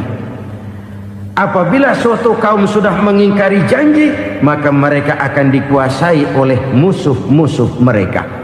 Ini penyebab bencana yang pertama. Kita tidak konsekuen. Tadinya kita dengan lantang teriak-teriak berantas korupsi, ganyang korupsi. Pada waktu kita belum mendapat kesempatan. Setelah kita naik punya kesempatan, rupanya korupsi enak juga dirasa. Terjadi pergeseran nilai, orang luntur, kehilangan idealisme awal. Lalu untuk menghibur-hibur diri, menutup kesalahan, kita gunakanlah pepatah bahwa tidak ada gading yang tak retak, bahwa kita harus mikul dhuwur mendem jero. Itu semua cuma sebagai dalih agar kesalahan kita tidak dibicarakan orang lain. Padahal kita sendiri yang mengingkari janji. Kita yang keluar dari komitmen awal kita. Kita berjanji melaksanakan Pancasila dan Undang-Undang Dasar 45 dengan murni dan konsekuen. Kita berjanji untuk menegakkan pemerintah yang bersih dan berwibawa. Namun dalam kenyataannya itu tidak kita laksanakan dengan sebagaimana mestinya. Kita bergeser, kita mengalami proses degradasi, peluncuran nilai, dan akhirnya terbentuklah barisan-barisan sakit hati yang semakin lama semakin membesar itu. Kita harus introspeksi. Memang kalau zaman sedang susah, biasanya kambing hitam laris, tukang kompor gentayangan. Itu dari dulu selalu mencari kambing hitam. Karena itu kita tidak bicara orang, kita tidak bicara siapa yang salah, kita bicara sistem, dan sistem itu bisa mengena siapa saja. Kalau orang sudah mulai mengingkari janji, bergeser dari komitmen awal, itu sudah mulai ia mengalami proses peluncuran, proses degradasi. Ini penyebab yang pertama. Kita tidak lagi konsekuen bahwa bumi, air, sumber daya alam adalah milik negara, dikuasai oleh negara, digunakan bagi sebesar-besar kemakmuran rakyat. Ternyata rakyat yang makmur itu tidak merupakan gambaran yang menyeluruh dari rakyat kita. Undang-undang dasar kita menganut ekonomi kekeluargaan, tapi yang kita praktekkan adalah ekonomi keluarga. Kalau bukan keluarga nggak dapat proyek. Kalau bukan keluarga nggak dapat macam-macam. Kekeluargaan kita rubah menjadi keluarga, timbullah penyakit nepotisme. Kita bergeser, kita ingkari janji, dan kita anggap kita atasnamakan rakyat. Rakyat cuma sekedar jadi address, rakyat cuma sekedar jadi alamat, tetapi kehidupan mereka tidak banyak berubah dan tidak banyak terangkat. Kaum muslimin rahimakumullah, ini penyakit yang pertama, penyebab bencana yang pertama. Yang kedua, kata Nabi, wa ma hakamu bighairi ma anzalallah. Apabila hukum yang diterapkan sudah tidak lagi bersumber dari hukum Allah, illa fasha fihimul faqru, maka akan bertebaranlah kemiskinan di mana-mana. Ini artinya apa? Apabila hukum tinggal sebuah stempel, apabila hukum sudah diatur menurut kepentingan, apabila hukum sudah tidak lagi ditegakkan secara adil, maka kemiskinan merambah di mana-mana. Hukum diatur menurut selera orang yang sedang berkuasa, maka yang benar bisa jadi salah, yang salah bisa jadi benar. Hukum dalam kenyataan hidup berlaku seperti pisau. Pisau itu kan saudara lihat, yang namanya pisau dimanapun itu tajamnya ke bawah, ke atas tumpul. Kalau hukum itu, kalau untuk rakyat, hukum itu tajam bukan main, cepat sekali dilaksanakan. Tapi giliran menengah ke atas, yang gedean dikit berbuat salah, hukum tompul. Hukum pura-pura tidak dengar. Akibatnya terluka rasa keadilan rakyat. Satu kasus rakyat diam, dua kasus rakyat diam, tiga kasus rakyat diam, kasus terakumulasi di hati rakyat. Luka rasa keadilan, dan itu menjadi sumber bencana. Penjarahan, kita tidak setuju itu, tapi kita harus melihat kausalnya. Itu kan tidak berdiri sendiri. Itu kan karena terlukanya rasa keadilan rakyat, melihat kesempatan ini tidak merata. Kalau rakyat ini yang ngajukan kredit ke bank, walaupun jumlahnya cuma jutaan, ratusan ribu, susahnya 17 setan.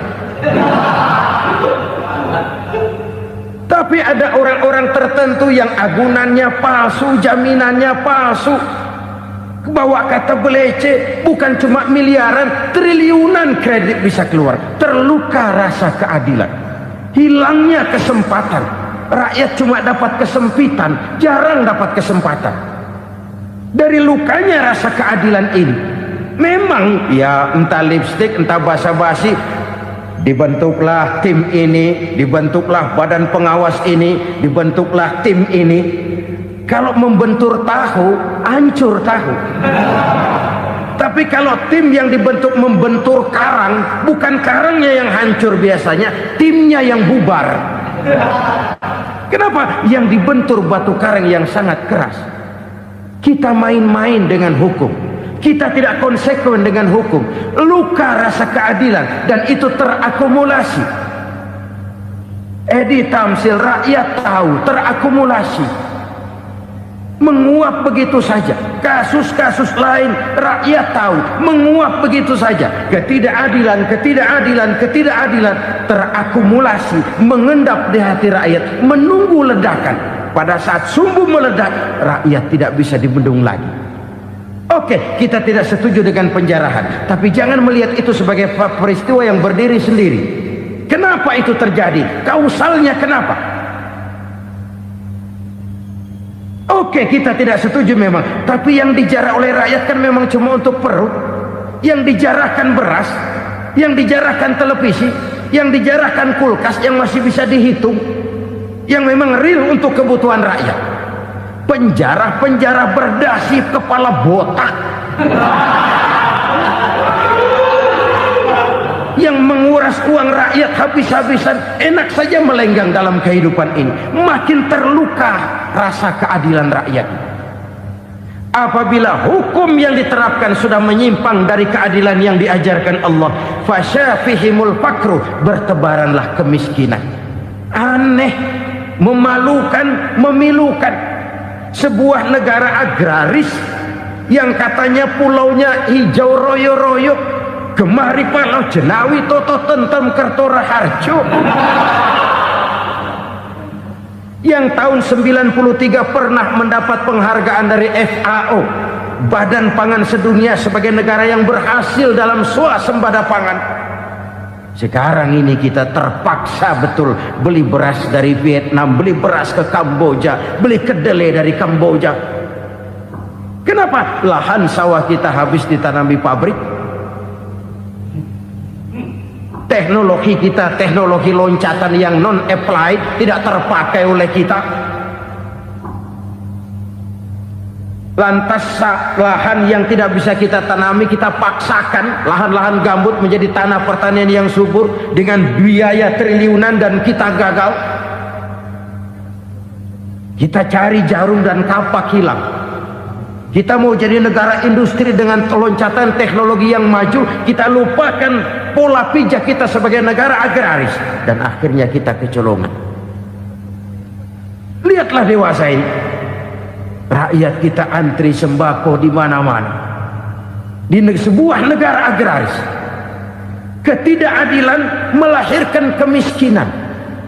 Kemiskinan moral dan kemiskinan material. Kemiskinan moral, rakyat nggak percaya lagi sama pejabat. Rakyat mengalami krisis figur. Orang alah lu ngomong dah main ember.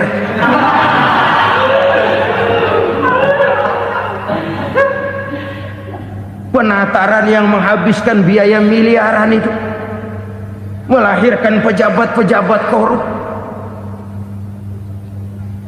Pengawasan yang menghabiskan biaya miliaran itu ternyata impoten, mandul. Kemiskinan moral. Jujur saya berkata, saudara-saudara, setelah pintu reformasi dibuka, itu yang masuk memang macam-macam. Ada yang memang punya tujuan murni, konsekuen dan punya konsep. Ada yang nunggu di tikungan, begitu mobil lewat nyamber pintu, berangkat ikut reformasi. Ada yang memanfaatkan momentum, mumpung untuk nyampein unek-unek, ngerti nggak, pokoknya ngomong. Sehingga keadaan semakin rancu, kebingungan semakin menjadi-jadi, masalah yang paling urgen tidak terselesaikan. Sekarang ini orang berpikir mendingan jadi pala ular daripada jadi buntut macan. Buntut macan memang hebat macan, tapi kalau buntutnya cuma ugel-ugel di belakang buat apa? Mendingan jadi pala ular kecil juga nyaplok. Artinya ya biar kecil juga kalau punya partai kan gagah. Lalu rame-rame bikin partai kayak bikin arisan. Orang makin mengalami dislokasi. Semua mau jadi pahlawan, semua mau nomor satu, semua ngomong. Iya kalau bidangnya, kalau bukan makin rancu. Marilah lewat kesempatan ini saya mengajak kita untuk tahu diri. Biarkan politisi ngomong politik, biarkan ekonom menata ekonomi, biarkan praktisi bicara soal hukum, biarkan rakyat munajat, istighfar, mohon pertolongan Allah. Tahu diri kita. Kalau memang ayam, kukuruyuk aja dah. Kalau memang kucing, ayo ngeong. Kalau kambing, silahkan ngembe. Udah tahu ayam, ngeong bunyinya. Suaranya palas, orang nggak ngerti, bingung makin menjadi-jadi. Ibarat kesebelasan sepak bola bangsa kita sekarang ini, rame-rame mau bikin gol, kiper ikut nyerang sekarang. Memilukan dan bahkan memalukan. Wa ma hakamu bighairi ma anzalallah illa fasyafihimul fakru. Kalau hukum yang diterapkan sudah menyimpang dari keadilan yang diajarkan Allah, bertebaranlah kemiskinan di mana-mana. Coba sekarang ini yang punya duit bingung, apalagi yang kagak punya duit. Yang pengusaha gede ngeluh, apalagi yang pengusaha pas-pasan. Yang kagak punya beras, yang punya beras saja masih bingung, apalagi yang nggak punya beras. Ini sudah demikian merata. Dulu kita kagum mendengar konglomerat kelas buadah, kelas-kelas yang seakan-akan cuma ada dalam khayalan mereka, punya kekayaan miliaran dolar, triliunan. Sudahlah, seolah-olah nggak terjangkau sama kita. Weh, ternyata yang gede-gede itu juga gede utangnya. Dan rontok satu demi satu. Ternyata rakyat selama ini cuma dialamatkan, cuma dijadikan address.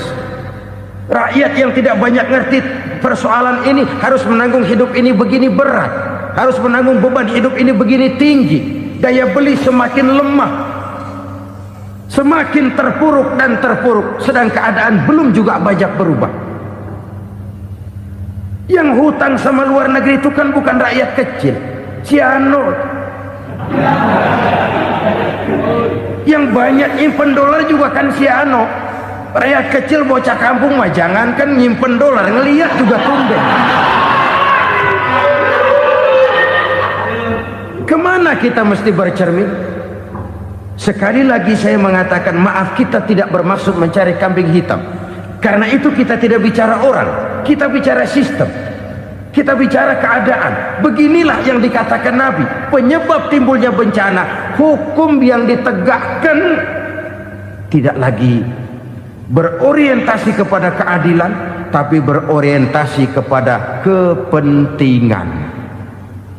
Akhirnya bentuk hukum seperti pisau, tajam ke bawah, tumpul ke atas.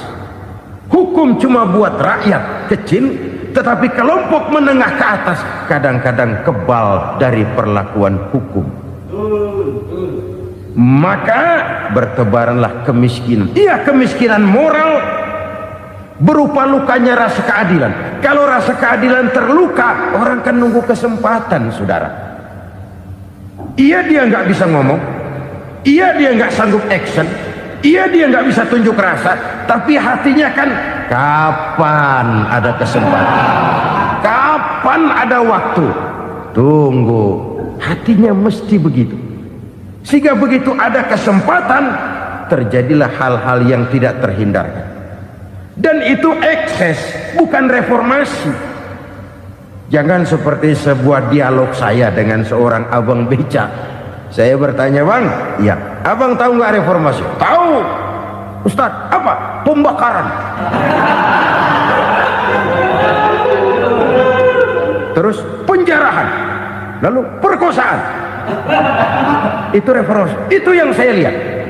Nah, itu yang dia lihat. Saya tentu tidak menyalahkan abang beca kita, karena memang itu yang dia lihat dan sejauh itu wawasannya. Tapi ini indikasi bahwa banyak rakyat kita yang belum bisa menggunakan kebebasan secara bertanggung jawab. Padahal kebebasan tanpa tanggung jawab tirani. Sebuah contoh gampang-gampangan. Saya beli radio, saya setel di kamar saya, lalu saya bilang, ini radio gue. Yang beli gue, pakai duit gue setel di kamar gue, sekeras-kerasnya, gak ada urusan sama orang lain. Itu kata saya. Tetapi tetangga saya sebelah rumah kan boleh juga ngomong begitu.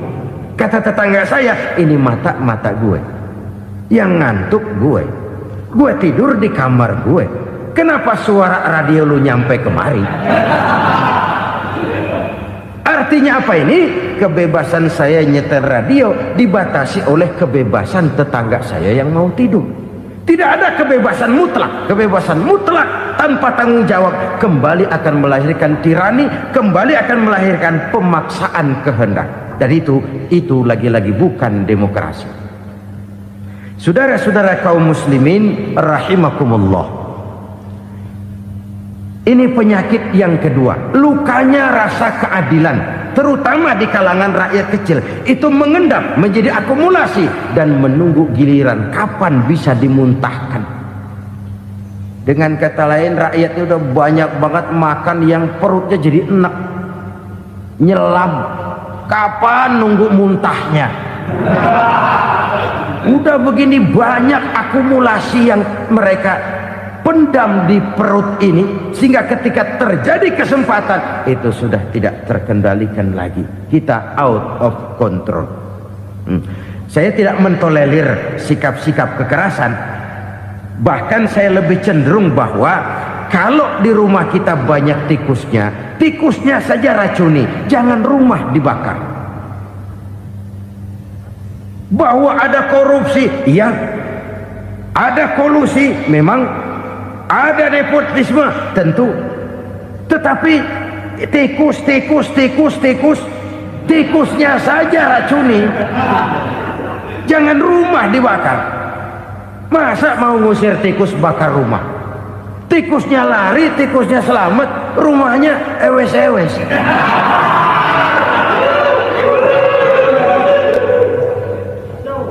Tikus selamat, rumah nggak punya. Masalah nggak terselesaikan dengan sebagaimana yang kita harapkan. Kita sepakat ini negara hukum, dan di hadapan hukum semua manusia itu sama. Itu prinsip yang diajarkan Allah. Al-musawat bainan nas fi takalifil ahkam. Semua manusia sama dalam berhadapan dengan hukum Allah Subhanahu wa ta'ala. Kalau hukum sudah pandang bulu, itu jelas yang enak yang banyak bulunya. Siapa yang banyak bulunya? Monyet. Kalau hukum pandang bulu, monyet keenakan. Saudara-saudara kaum muslimin rahimakumullah, introspeksi. Mari kita bercermin bagaimana perjalanan hukum selama ini. Kalau introspeksi ini kita temukan, lalu ada upaya untuk memperbaiki diri. Jangan menggunakan tak ada gading yang tak retak, mikul dhuwur mendem jero untuk menutup-nutupi kesalahan orang. Padahal kesalahan itu sedemikian besar. Padahal rakyat kita tiap hari antri sembako. Ada yang sehari sekali makan, ada yang makan sudah bercampur tiwul, ada yang nasi sudah dicampur pisang, balik jadi orok lagi. Macam-macam upaya rakyat untuk menangsal perut ini. Lalu rakyat ditenang-tenangkan, lebih baik puasa Senin Kemis sambil menghadapi krisis ekonomi. Kenapa rakyat yang disuruh puasa? Kenapa bukan pejabatnya yang puasa lebih dulu untuk kemakmuran rakyat? Kalau rakyat yang memang perutnya udah gepeng disuruh puasa, makin krempeng perutnya. Artinya pejabat harus punya sense of politik. Ya, tidak, puasa itu kan tidak cuma Senin Kemis saja puasa itu. Puasa perasaan, puasa menghargai perasaan yang sedang kondisi yang sedang dihadapi oleh rakyat. Bagaimana rakyat yang tengah antri sembako melihat pejabatnya lewat dengan mobil yang harganya sampai 1 miliar. Oh, inilah pemimpin saya. Luka lagi rasa keadilannya. Kita tidak tenggang rasa. Puasa dalam artian itu pun akan menolong menegakkan semangat kebersamaan, membentuk semangat kebersamaan. Saudara-saudara kaum muslimin rahimakumullah, penyebab bencana yang ketiga dikatakan oleh baginda Nabi, wala dhaharat fihimul fahishatu illa fasha fihimul maut. Apabila kekejian telah merajalela, maka maut bertebaran di mana-mana. Kita renungi butir kalimat dalam hadis ini. Apabila kekejian telah merajalela, maut bertebaran di mana-mana. Begitu murah arti sebuah kehidupan. Penjarahan untuk hal-hal yang kecil tapi sampai mengorbankan nyawa. Apabila kekejian sudah terjadi di mana-mana, maut pun bertebaran.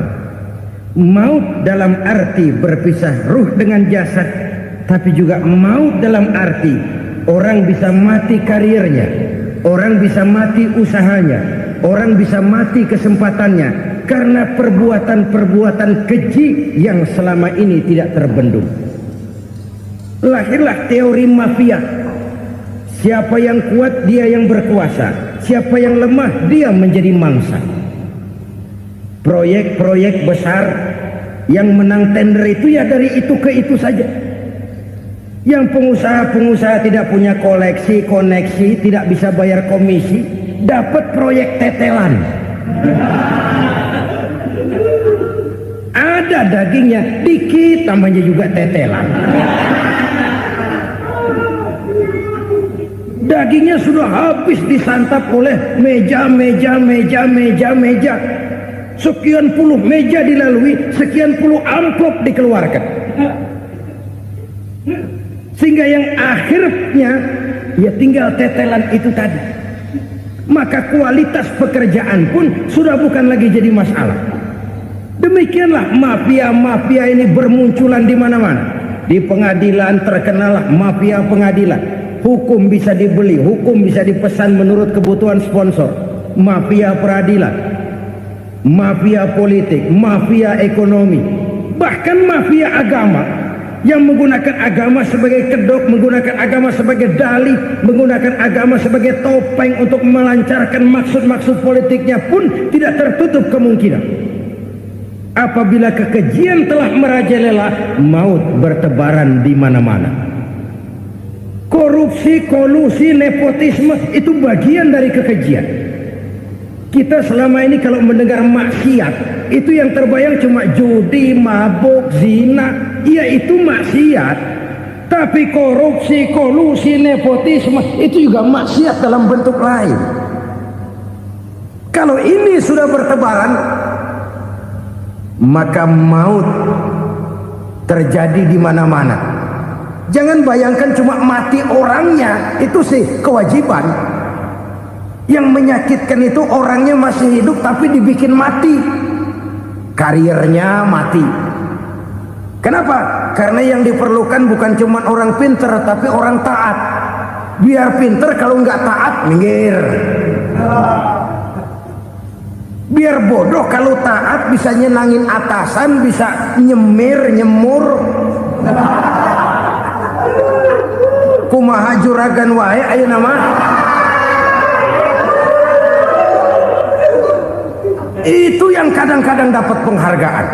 Tidak ada prestasi kerja kecuali bikin senang orang di atas. Kita lihat di desa-desa jalan rusak. Kalau ada berita pejabat anak mau turun, jalan rata sekali. Sampai tanah dari mana aja dikeruk buat ngeratain tuh jalan. Pejabat pulang legok lagi jalanan. Katanya kita kerja buat rakyat, nyatanya kita cuma melayani atasan. Kenapa? Terjadi lingkaran setan. Seperti kata lagu Dul Sumbang itu, mahasiswa takut sama dosen, dosen takut sama dekan, dekan takut sama rektor, rektor takut sama menteri, menteri takut sama presiden, presiden takut sama mahasiswa.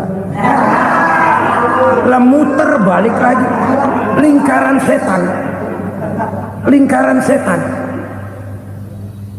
Saudara-saudara kaum muslimin rahimakumullah, kekejian yang merajalela, praktek-praktek mafia yang tertuang dalam kehidupan sehari-hari menyebabkan orang mati karirnya, jasad masih hidup, karir mati, itu menyakitkan.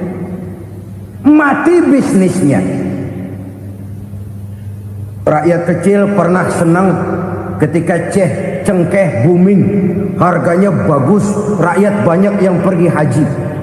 Lalu mau ditata, lahir tata niaga cengkeh, malah amburadul.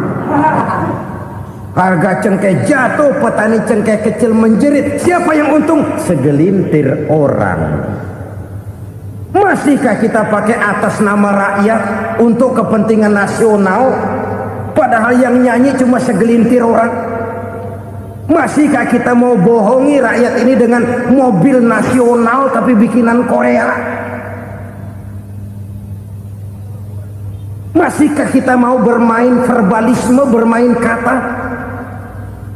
Ini sebuah masa lalu yang tidak perlu terulang lagi untuk masa-masa yang akan datang. Kekejian merajalela, orang mati karir, bisa mati usaha, mati bisnis. Usahanya maju, dirangkul, hancur. Usahanya maju, dipukul, hancur, tenggelam. Bahkan yang memilukan dan memalukan badan-badan usaha milik negara itu dikebiri sedemikian rupa sehingga tidak menghasilkan hal-hal yang bermanfaat buat negara. Saudara-saudara kaum muslimin rahimakumullah, kalau nafsu yang sudah mengatur itu semua, maka kekejian pun merajalela. Orang sudah pakai teori mafia, yang kuat dia yang menang, yang kuat dia yang berkuasa, yang lemah silakan minggir di sudut-sudut kehidupan. Kalau kekejian seperti ini merajalela, maut bertebaran di mana-mana. Banyak orang mati karirnya, banyak orang mati usahanya, banyak orang mati imajinasinya. Sekarang ini dalam dunia seni yang banyak karyawan seni, bukan seniman. Seniman itu kan dilahirkan, lain seniman, lain karyawan seni. Sekarang yang banyak karyawan seni, bukan seniman. Mati karir, mati imajinasi, mati improvisasi, sehingga kehidupan persis sinetron. Sinetron itu yang kita lihat rumah mewah, yang kita lihat rumah bagus. Gak pernah kita lihat di sinetron kita ini rakyat antri sembako. Kita dijejali hal-hal yang indah, yang wah, yang membuat kita tenggelam dalam gaya hidup instan, tenggelam dalam gaya hidup wah. Kita lupa dengan realitas keseharian di tengah-tengah masyarakat kita. Lahirlah kelompok-kelompok selebritis, dibesarkan oleh berbagai media. Selebritis pilek aja masuk koran, pilek.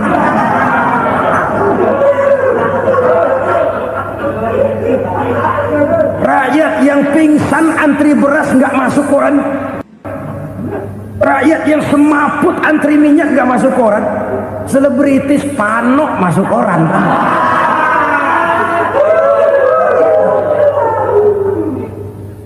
Kita besarkan hal-hal kecil, kita kecilkan hal-hal besar.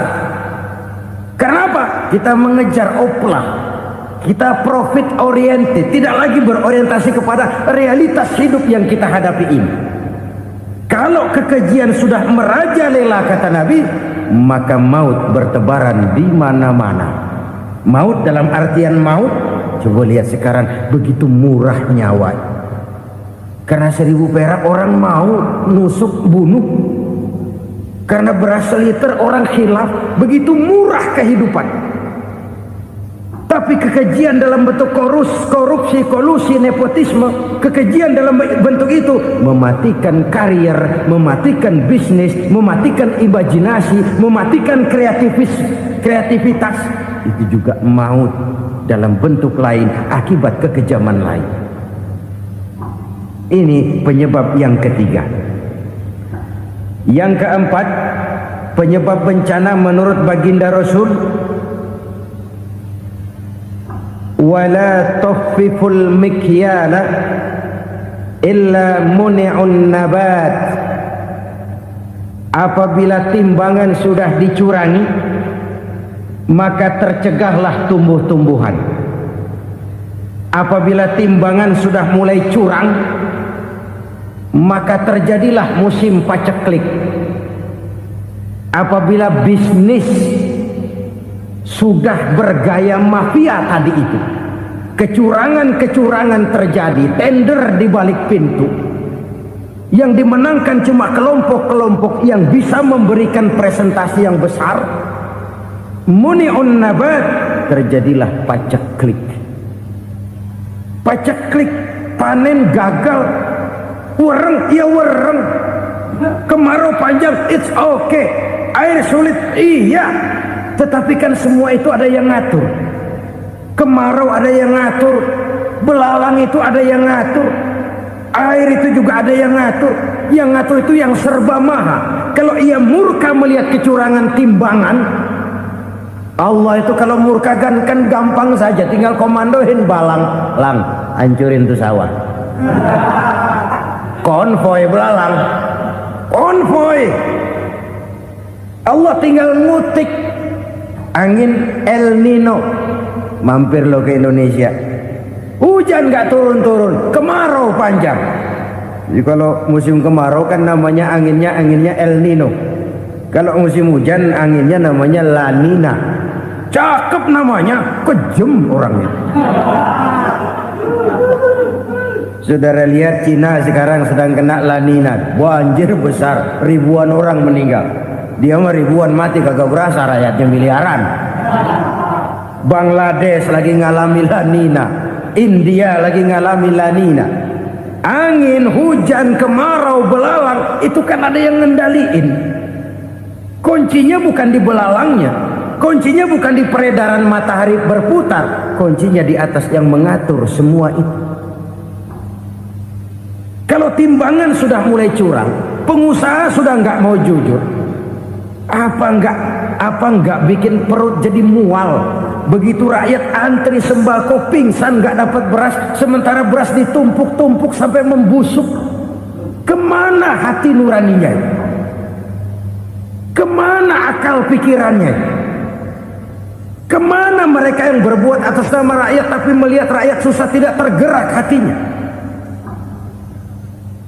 Apabila timbangan sudah mulai dicurangi, bisnis sudah mulai melenceng, maka terjadilah paceklik. Sebuah negara yang berhasil dalam swasembada pangan, lalu sekarang menjadi negara yang rakyatnya antri untuk memperoleh kebutuhan pangan. Saudara-saudara kaum muslimin rahimakumullah, ini intinya adalah kecurangan. Kalau kecurangan sudah terjadi di mana-mana, dan ini milik siapa saja, bukan soal tempat, bukan soal jabatan, soal manusianya, SDM-nya. Kecurangan tidak cuma terjadi di kantor, di masjid bisa terjadi kecurangan. Korupsi tidak hanya bisa terjadi di kantor, di madrasah bisa ada korupsi. Faktor manusianya, ini soal SDM. Kecurangan yang besar tentu besar lagi kerugiannya. Kecurangan yang kecil, kecurangan sehari-hari, pedagang-pedagang kecil ngurangi timbangan, barang yang buruk dikatakan baik, yang baik dikatakan buruk, itu merugikan perorangan. Kecurangan yang besar merugikan bangsa dalam bentuk total, dalam bentuk seutuhnya. Nah, kecurangan-kecurangan seperti ini rakyat kan lihat, rakyat kan tahu, dan itu kembali terakumulasi di sini, pegel. Dan jangan lupa, rakyat yang nggak ngomong itu, rakyat yang nggak bersuara itu, batinnya menjerit, jeritannya menggoncang aras, dan itu didengar Allah. Yadullah fauqal jamaah, kata Nabi. Tangan Tuhan di atas orang banyak. Jeritan hati rakyat menggoncang aras. Rakyat yang terlalu banyak dizolim, rakyat yang terlalu banyak dirugikan, ya rakyat yang terlalu banyak di atas namakan, menjerit batinnya, menggoncang aras, dan Allah bisa menggerakkan apa saja untuk membuat satu situasi. Allah bisa menggerakkan apa saja untuk membuat satu situasi. Saudara-saudara kaum muslimin rahimakumullah, ini faktor yang ketiga, timbulnya kecurangan. Faktor yang keempat maksud saya. Yang kelima, penyebab timbulnya bencana menurut baginda Nabi, wala muni'uz zakat wala muni'uz zakat illa hubbisa anhumul qatru. Apabila zakat enggan dibayar, maka tercegahlah qatrun. Qatrun ini kalau bahasa kita sembako. Maka tercegahlah kebutuhan-kebutuhan yang kita perlukan. Ini, kita tidak meragukan bahwa yang kita tuju adalah masyarakat yang adil dalam kemakmuran dan makmur dalam keadilan. Nah, antara kemakmuran dan keadilan ini memang sering tidak bisa berjalan seiring. Pada saat kemakmuran kita kejar, ekonomi kita pacu, ada nilai-nilai keadilan yang tertinggal. Pada saat nilai keadilan kita tegakkan benar-benar, ada unsur-unsur kemakmuran yang terabaikan.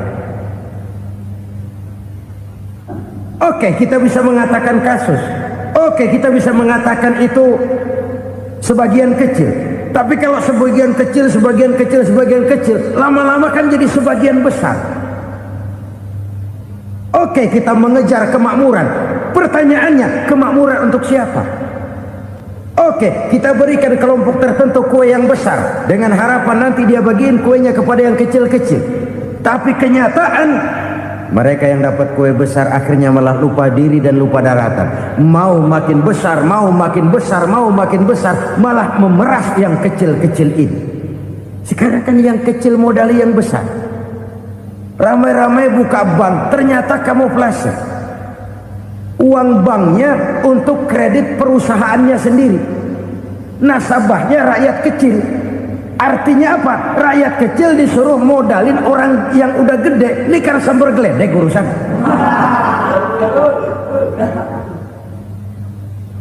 Ini kan permainan apa lagi? Rakyat kecil suruh modali yang gede. Nasabahnya rakyat kecil, kumpulkan uangnya di bank, kucurkan kredit kepada perusahaannya sendiri. Bukankah itu rakyat kecil suruh modali yang gede? Sudah begitu kejamkah kita untuk meraih keuntungan dengan mengorbankan orang kecil ini? Sudah tidak bicara lagi kah nurani kita melihat penderitaan orang yang semakin susah ini?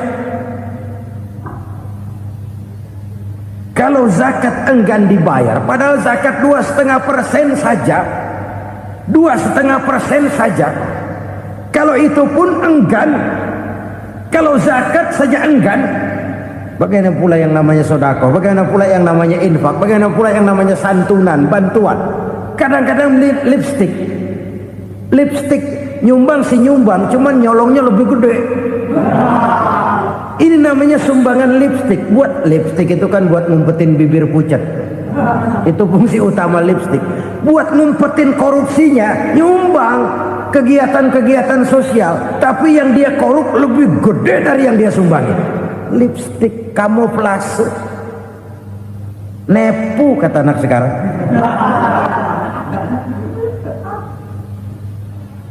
Saudara-saudara kaum muslimin rahimakumullah. Demikian berat kewajiban zakat ini sampai di zaman Sayyidina Abu Bakar pernah keluar komando perangi orang yang enggan membayar zakat. Perangi. Karena fungsi zakat adalah menjembatani antara si kaya dengan si miskin. Bahwa ada kemiskinan itu Qur'ani. Allah menyatakan, aku melebihkan rezeki sebagian kamu dari yang lain. Ini kan kesenjangan. Allah melebihkan rezeki sebagian kamu dari yang lain. Ada itu. Tetapi itu berjalan secara nature.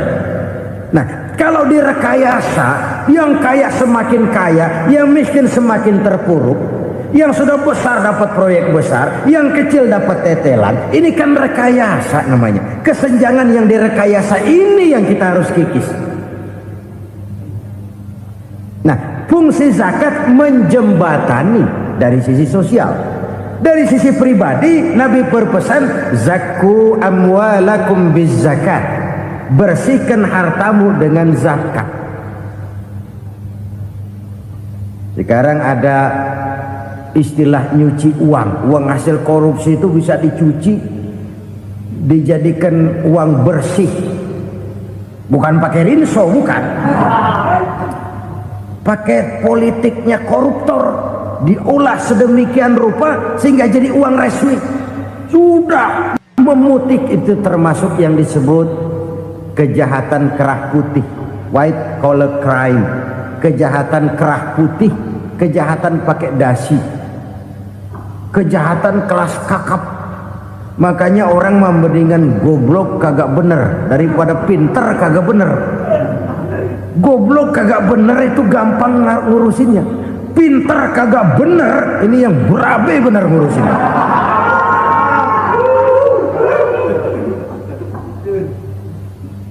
Kita bukan cuma perlu orang pinter kok di zaman sekarang. Kita perlu orang-orang bener yang punya komitmen, yang sesuai kata dan perbuatan, yang bisa merasakan apa yang dirasakan oleh rakyat, yang punya sense of politik yang tinggi, yang peka, yang penuh keterbukaan, yang punya wawasan dan pandangan jauh ke depan.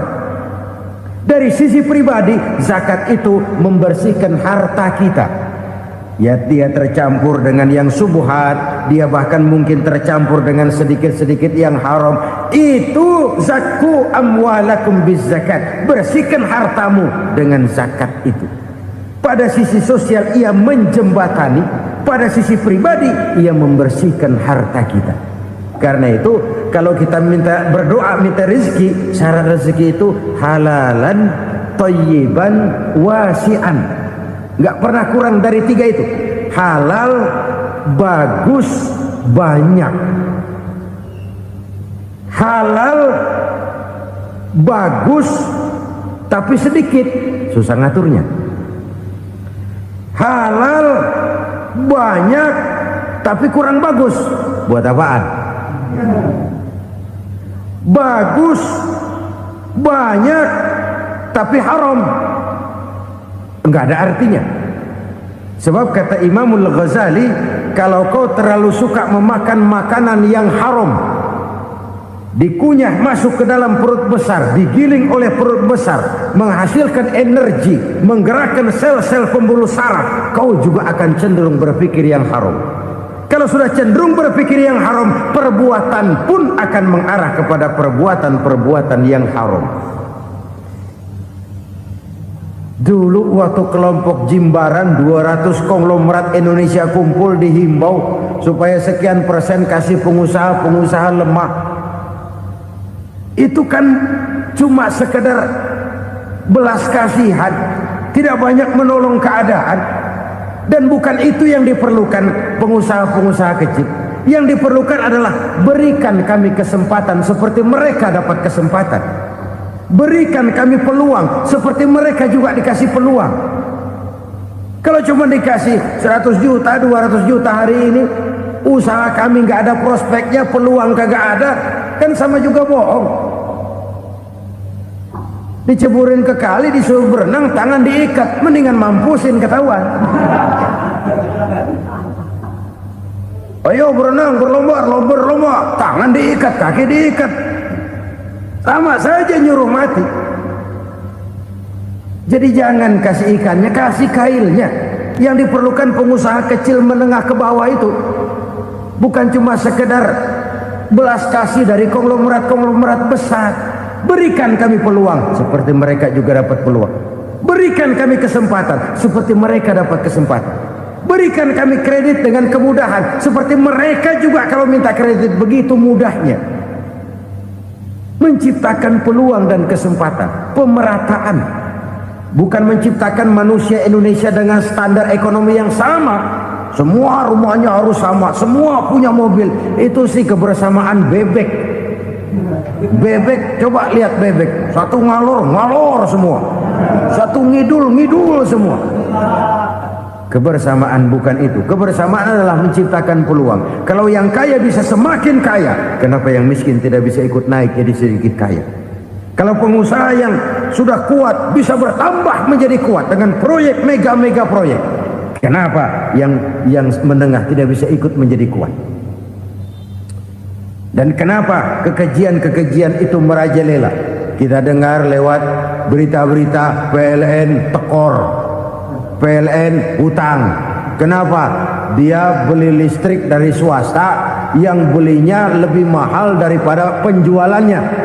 Artinya dia beli itu listrik dari perusahaan listrik swasta, dia jual kepada rakyat lagi. Harga jualnya lebih murah daripada dia beli kepada swasta. Kenapa? Ada tekanan lagi tuh. Biasa siklus lagi. Hukum Boyle. Atas neken, paling bawah gepeng. Ya kita nih rakyat kecil, emang nasibnya gepeng terus. Saudara-saudara kaum muslimin rahimakumullah, dari 5 penyebab bencana ini kita ambil kesimpulan untuk sebuah renungan dan introspeksi kita bersama. Pertama, mengingkari janji, padahal janji itu yang lebih tinggi nilainya adalah di hadapan Allah Subhanahu wa taala. Baik wakil-wakil rakyat di parlemen maupun pemimpin-pemimpin rakyat di dalam kabinet, apabila memangku suatu jabatan, selalu mereka mengawali dengan sumpah, dan sumpah itu dimulai dengan demi Allah. Sadarkah kita pada saat itu kita ucapkan bahwa kita sudah mempertaruhkan Allah untuk jabatan yang kita pegang? Kita sudah mempertaruhkan nama Allah untuk posisi yang dipercayakan kepada kita. Sadarkah kita bahwa menyia-nyiakan itu satu dosa yang sangat besar, yang tidak hanya kepada Allah tetapi juga kepada rakyat yang kita wakili, kepada rakyat yang kita pimpin. Cukuplah sudah rakyat dijadikan address, umat dijadikan alamat sebagai numpang. Marilah kita kembali kepada komitmen awal dengan jujur kepada janji kita sendiri.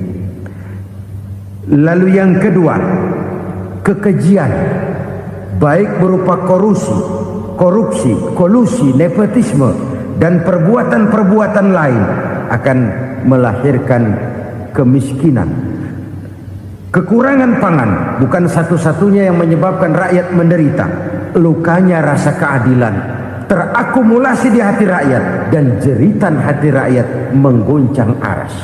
Kalau Allah murka, Allah bisa melakukan apa saja untuk menciptakan suatu kondisi. Faktor yang ketiga adalah praktek mafia menebarkan maut, baik orang yang mati jasad dan rohaninya maupun orang yang mati karirnya, mati kejujurannya, mati usahanya, mati imajinasinya. Hilang kreativitas kita sebagai bangsa. Faktor yang keempat, kecurangan-kecurangan di bidang usaha, di bidang tender, mengandalkan menjual kekuasaan. Dan memang repot kalau penguasa jadi pengusaha. Mau atau tidak mau, kebijakan-kebijakan kekuasaannya akan memperkuat jaring-jaring usahanya. Dan pada saat itu objektivitas sulit ditemukan lagi. Lalu yang kelima, keengganan membayar zakat, menumpuknya kekayaan negara pada kelompok-kelompok tertentu. Ini akan melahirkan paceklik yang berkepanjangan. Menumpuknya kekayaan dan harta negara pada kelompok-kelompok tertentu akan melahirkan paceklik dan kemiskinan yang berkepanjangan.